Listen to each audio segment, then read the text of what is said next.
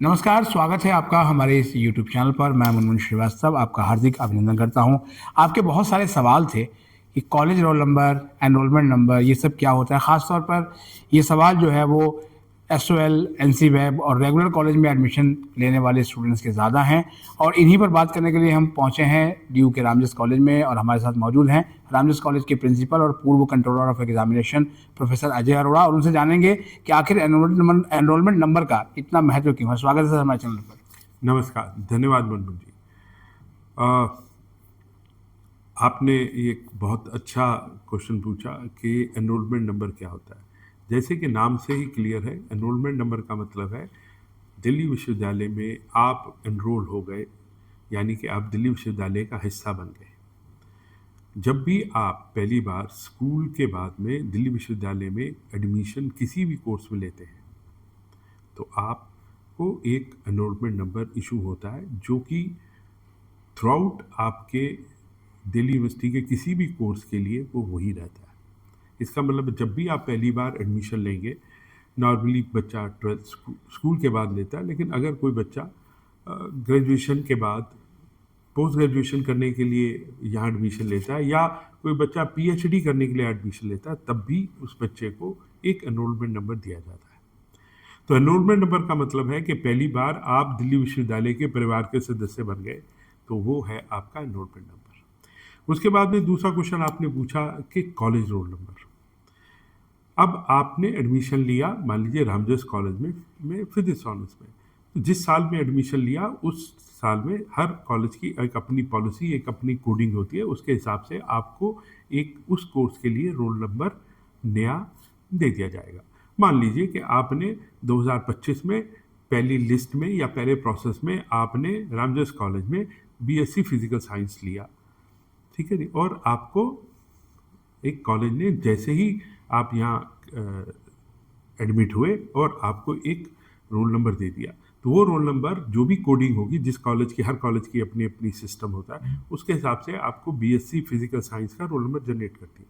मान लीजिए आपका सब्सिक्वेंट लिस्ट में आपने वो कोर्स बदल लिया और आप मान लीजिए फिजिक्स ऑनर्स के एडमिट हो गए, तो आपका वो रोल नंबर खत्म हो जाएगा और आपको अब एक नया कोड जो कि फिजिक्स ऑनर्स के बच्चों को उस साल के लिए दिया जाता है, वो आपको दे दिया जाएगा। तो ये कोर्स वाइज नॉर्मली हर कॉलेज ईयर में हर कोर्स का अपनी अपनी कोडिंग के हिसाब से आपको एक रोल नंबर देता है। तो रोल नंबर आपकी आइडेंटिटी बताता है कि जिस प्रोग्राम में आपने जिस कॉलेज में एडमिशन लिया है उसमें आपकी को रोल नंबर से पहचाना जाता है। आपकी अटेंडेंस का रिकॉर्ड, बाकी सारी इन्फॉर्मेशन आपके कॉलेज के आईडी में वो रोल नंबर प्राय प्रदर्शित भी होता है। उसके बाद में तीसरा रोल नंबर जनरेट होता है जिसे हम कहते हैं examination roll number. Examination roll number भी अपने आप में यूनिक वे है जो दिल्ली विश्वविद्यालय के एग्जामिनेशन ब्रांच आपके लिए जनरेट करती है। जब आप पहली बार अपने किसी प्रोग्राम का एग्जामिनेशन फॉर्म भरते हो, तो उस फॉर्म में भरने के बाद आपको एक रोल नंबर जनरेट होता है जो कि प्राय जिस साल में आपका एडमिशन हुआ है उसको, आपके कॉलेज को और आपके प्रोग्राम को प्रदर्शित करता है। इनका एक कम्बिनेशन है, उस हिसाब से आपको रोल नंबर मिलता है। अब ये तीन अलग अलग चीज़ें हैं। आप दिल्ली विश्वविद्यालय में पहली बार किसी भी प्रोग्राम या किसी भी कोर्स में एडमिट हुए, चाहे वो अंडर ग्रेजुएट है, चाहे पोस्ट ग्रेजुएट है या इवन पीएचडी है, तो और कभी कभी आप सिर्फ दिल्ली विश्वविद्यालय में जो शॉर्ट टर्म कोर्सेज चलते हैं, जैसे कि डिप्लोमा चलते हैं लैंग्वेजेस के या सर्टिफिकेट चलते हैं, उनके लिए भी अगर आप दिल्ली विश्वविद्यालय के किसी और कॉलेज के स्टूडेंट नहीं हो तो भी आपको एक नया एनरोलमेंट नंबर जनरेट होता है। तो आप सिंपल सी भाषा में समझिए कि आपकी पहचान दिल्ली विश्वविद्यालय में और उसका एक नंबर देना, वो देना, उसको हम एनरोलमेंट नंबर कहते हैं। और उसके बाद में कॉलेज का रोल नंबर। अब जिस प्रोग्राम में है, जिस कॉलेज में है, जिस ईयर में है, उसके हिसाब से हर कॉलेज की अपनी अपनी पॉलिसी कोडिंग की होती है, उसके हिसाब से आपका रोल नंबर जनरेट होता है। उसके बाद में एग्जामिनेशन रोल नंबर। दिल्ली विश्वविद्यालय में जब आप पहली बार एग्जामिनेशन फॉर्म भरते हैं तो उसे भरने से पहले आपको दिल्ली विश्वविद्यालय का एनरोलमेंट नंबर होना जरूरी है। यानी कि एग्जामिनेशन ब्रांच का जो पोर्टल है वो कहता है भैया पहले बताइए कि आप दिल्ली विश्वविद्यालय परिवार के सदस्य बन गए हैं कि नहीं बन गए। तो वो आपके सदस्य बन गए तो वो आपका एनरोलमेंट नंबर होगा। और अगर आपके पास पहले ही वो रोल नंबर एनरोलमेंट नंबर है तो आपको वही एनरोलमेंट नंबर के हिसाब से अब आपका एग्जामिनेशन फॉर्म भरेगा। इसका सिंपल सा एग्जांपल मैं आपको देता हूँ कि दिल्ली विश्वविद्यालय में मान लीजिए आपने पीजी में एडमिशन लिया, और कुछ विद्यार्थी ऐसे हैं जिन्होंने दिल्ली विश्वविद्यालय में अंडर ग्रेजुएट कोर्स किया था, और कुछ विद्यार्थी ऐसे हैं जो कि अंडर ग्रेजुएट कोर्स दिल्ली विश्वविद्यालय से बाहर करके आए। तो जब भी हमारा एडमिशन का प्रोसेस होता है तो वो इन्फॉर्मेशन आपसे पहले ही ले ली जाती है कि आप दिल्ली विश्वविद्यालय के परिवार के सदस्य हैं या नहीं है। अगर सदस्य हैं तो आपका एनरोलमेंट नंबर वहीं से समर्थ पोर्टल पे आ जाता है, अदरवाइज नहीं तो आपको नया एनरोलमेंट नंबर जनरेट होता है, जो पहली बार किसी भी दिल्ली विश्वविद्यालय के एडमिशन के लिए प्रोसेस को आगे बढ़ाने के लिए इम्पॉर्टेंट है। तो इसका मतलब ये है कि आपका एनरोलमेंट नंबर है या नया मिल गया, जनरेट होगा, उसके बाद आप अपना एग्जामिनेशन फॉर्म भरेंगे, और उसके बाद में कॉलेज उस प्रोसेस को कंप्लीट करेगा, और उसके बाद में आप एडमिट कार्ड जनरेट होने के बाद अपना एग्ज़ाम दे पाएंगे। कभी कभी ये कुछ बच्चे पूछते हैं कि जी मैंने एक माइग्रेशन किया, तो देखिए माइग्रेशन किया लेकिन आप दिल्ली विश्वविद्यालय के सदस्य हैं, पहले आप किसी रेगुलर कॉलेज के स्टूडेंट थे या इवन एसयूएल के भी स्टूडेंट थे, तो आपका एनरोलमेंट नंबर वो चीज़ भी दर्शाता है कि आप किस महाविद्यालय या किसी एसयूएल या एनसीबीएफ के स्टूडेंट हैं, और आपने अगर माइग्रेशन से किया एक महाविद्यालय से दूसरे महाविद्यालय या एसयूएल से महाविद्यालय या इसके विपरीत एनसीबीएफ से या किसी भी तरह से, वो आपका एनरोलमेंट नंबर सेम रहता है। आपको सिर्फ ये इंफॉर्मेशन कॉलेज के थ्रू एग्जामिनेशन ब्रांच को देनी होती है कि फिर वो आपका वो एनरोलमेंट नंबर आपको, और वही एग्जामिनेशन रोल नंबर, लेकिन अब आपका वो उस नए महाविद्यालय के से लिंक कर दिया जाता है, लेकिन उसमें बदलाव नहीं होता, ना ही आपके एनरोलमेंट नंबर में, ना ही आपके एग्जामिनेशन ब्रांच में। तो इसका मतलब है कि आप जब भी दिल्ली विश्वविद्यालय में पहली बार एडमिशन लेंगे तो आपका एनरोलमेंट नंबर जनरेट हो जाएगा, वही एनरोलमेंट नंबर आपके ग्रेजुएशन, पोस्ट ग्रेजुएशन, पीएचडी तक रहेगा। हाँ, आपका एग्जामिनेशन रोल नंबर और क्लास रोल नंबर दोनों बदल जाएंगे। अंडर ग्रेजुएट में अब दिल्ली विश्वविद्यालय एग्जामिनेशन ब्रांच आपको जितने भी कोर्स की ड्यूरेशन होती है उसमें सेम रोल नंबर रखते हैं। आज से बहुत साल पहले, आपसे 20 साल पहले दिल्ली विश्वविद्यालय में हर एग्ज़ाम में नया रोल नंबर जनरेट होता था, लेकिन अब आपका roll number, examination roll number वही रहता है, और आपके अंडर ग्रेजुएट लेवल पे हर कॉलेज का अपना एक सिस्टम है, उसके हिसाब से क्लास रोल नंबर होगा। तो चाहे वो माइग्रेशन हो, चाहे आप उसी कॉलेज में हो, चाहे आपने पीजी में एडमिशन लिया हो, आपका एनरोलमेंट नंबर एक बार जनरेट हो गया तो वो वही रहता है।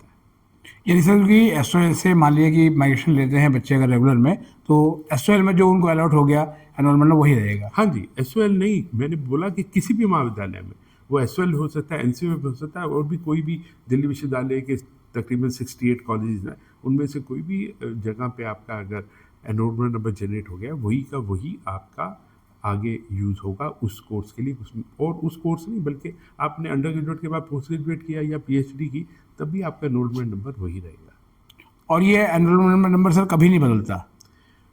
हाँ, ये दिल्ली विश्वविद्यालय की एक अच्छी समझ है और अच्छी पॉलिसी है कि हम एक दूसरे महाविद्यालय विश्वविद्यालय से अगर कोई बच्चा हमारे यहाँ पे पोस्ट ग्रेजुएट या इवन लॉ जैसे प्रोग्राम अंडर ग्रेजुएट करने के लिए आता है, तो हम उसको नया एनरोलमेंट नंबर जनरेट कर देते हैं। हम इंसिस्ट नहीं करते कि वो अपने उस महाविद्यालय विश्वविद्यालय से अपना माइग्रेशन ले। लेकिन हाँ, दिल्ली विश्वविद्यालय से जो बच्चे कई बार एक ग्रेजुएशन कोर्स किया और उसके बाद में मान लीजिए पोस्ट ग्रेजुएशन करने किसी और विश्वविद्यालय में चले गए, तो उसमें नॉर्मली वो विश्वविद्यालय हमारे से माइग्रेशन मांगता है, हम माइग्रेशन सर्टिफिकेट इशू कर देते हैं। और मान लीजिए वो माइग्रेशन के बाद उसने पीजी वहाँ कर लिया और वो दिल्ली विश्वविद्यालय में आके कोई और प्रोग्राम करना चाहता है, मान लीजिए कोई और पीजी करना चाहता है, एलएलबी करना चाहता है, जब पीएचडी करना चाहता है, उसका वही एनरोलमेंट नंबर यूज़ होगा जो उसने यहाँ पे पहली बार अपनी अंडर ग्रेजुएट कोर्स में लिया था।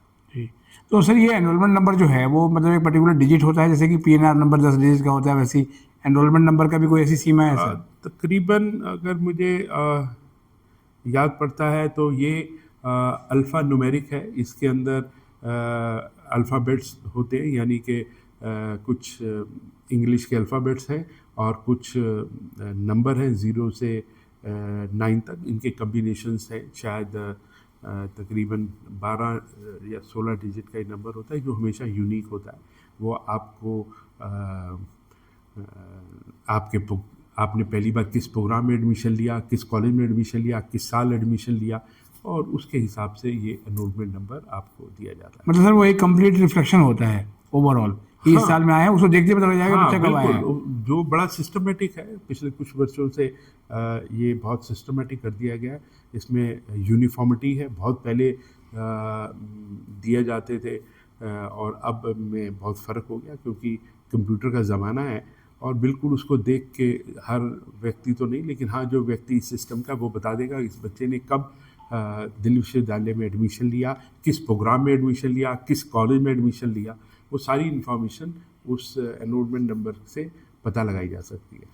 तो सर जो बच्चे को मार्कशीट मिलती है या फिर बाद में उसको जब ग्रेजुएशन पूरी होगी डिग्री मिलेगी, उस पर भी एनरोलमेंट नंबर होता है? बिल्कुल जी। अभी पिछले कुछ वर्षों से जो हमारी कंप्यूटराइज्ड मार्कशीट बच्चे डाउनलोड करते हैं या कुछ वक्त में हमने फिज़िकल कॉपी भी दी थी, उसमें बच्चे के एनरोलमेंट नंबर, उसका एग्ज़ामिनेशन रोल नंबर, प्राय उसके मदर, फादर और उसका अपना नाम, ये और उसका प्रोग्राम जिस प्रोग्राम में किया और किस वर्ष में और किस सेमेस्टर में उसने वो एग्ज़ाम दिया, वो सब उसकी मार्कशीट का में अवेलेबल होता है। जी, बहुत बहुत धन्यवाद सर इतने आसान शब्दों में enrolment number, college roll number और एग्ज़ाम रोल नंबर को समझाने के लिए। कुछ और सवालों के साथ फिर हाजिर होंगे।